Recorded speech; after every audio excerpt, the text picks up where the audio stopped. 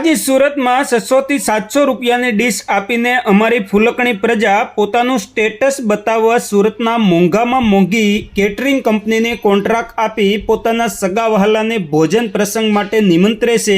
હું આ બધા કેટરિંગવાળાને ત્યાં રસોડામાં આટા મારું ત્યારે જીવ બળીને ખાખ થઈ જાય તેવું દ્રશ્ય જોવા મળે।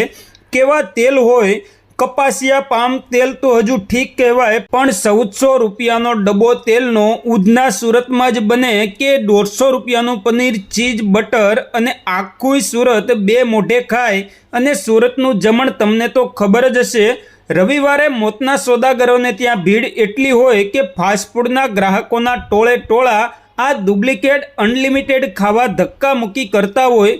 આ બધા જ કાઠિયાવાડી આપણા ભાઈઓ બહેનો ફેશનના પૂતળાઓ ખાઈ ખાઈને હોસ્પિટલોમાં વારો આવવા દેતા નથી। જેટલા ડૉક્ટરો હોય બધા હાલી આવો સુરતમાં, ધમાકેદાર ધંધો જામ્યો છે। અહીં આપણો સમાજ રાત દિવસ પૈસા પાછળ પાગલ છે, તેમ બુદ્ધિના બારદાનો ખાવા પાછળ પણ મોંઘી ફાટ ડીશો આપી પોતાના પ્રસંગમાં સગા વહાલા સંબંધી મિત્રોને બોલાવી વહેલાસર મારવાના અને હોસ્પિટલ ભેગો થઈ જાય તેવું પેટમાં ધાબળી દેશે। અહીંનું જમણ ડુપ્લિકેટ ઘી, દૂધ, પનીર, ચીઝથી લથબથ છે। ઘણી બધી સુરતની પ્રજા બે મોઢે ખાય છે। આ બધું નપુસક પ્રજા બનાવે છે અને અંતે દારૂડિયા રેઢિયાર પ્રજા બેફામ બનીને ઈંડા ખાય છે। સૌથી મોટું દર્દ તો એ છે કે આ કેટરિંગનું અને ફાસ્ટ ફૂડનું ડુપ્લિકેટ બનાવેલું ઘી, તેલ, ચીઝ, પનીર, દૂધ ખાય છે પ્રજા। દૂધ ખાઈને પ્રજા નપુસક બની ગઈ છે। આ કઠણાઈ કોને કહેવી? અને આની સાબિતી જોતી હોય તો સુરતના ખૂણે ખૂણે દરેક ચોકમાં ખુલેલા IVFના અને ટેસ્ટ ટ્યુબ બેબીની હોસ્પિટલ, દવાખાનાના રાફડા ફાટ્યા છે। એ છે દરેક ચોકમાં ફલાણા IVF, ફલાણા IVF, માં બનવાનો આનંદ એવા બોર્ડ ટીંગાય છે। આ ગુજરાત અને ખાસ કરીને સુરતની પ્રજાને ભાન જ નથી, ન કરી પૈસા બનાવવા પાછળની આંધળી દોટ અને રોજે સાંજે બધા ધંધેથી આવીને ખબર કાઢવાનો ધંધો બેનકાબ ખુલ્યો છે।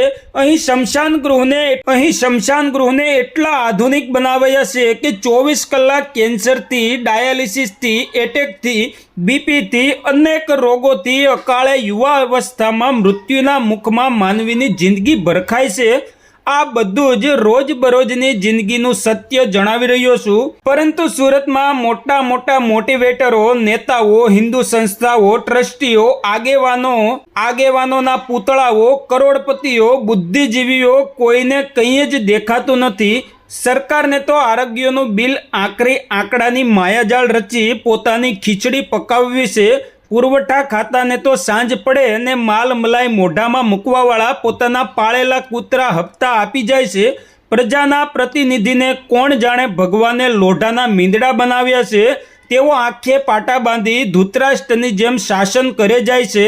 પ્રજા એટલી ભંગાર બની ગઈ છે, નમાલા વેડા અને ચાપલુસી વેડા કરવામાં અને હરામનું ખાવામાં, ભેળસેળવાળું ખાવામાં કોઈ જ વાંધો નથી। બોલો આ પ્રજાને કોણ સુધારે? પૈસા માટે કારસ્તાન અહીં રાત દિવસ માણસને સુખે સુવા દેતું નથી। આમાં એકલી રામ રાજ્યની વાતો કરી જીવતા જાગતા અધકચરા સિઝેરિયનથી જન્મતા આપણા રામ જેવા બાળકોમાં રામના ગુણ આવવા ખરેખર અસંભવ છે।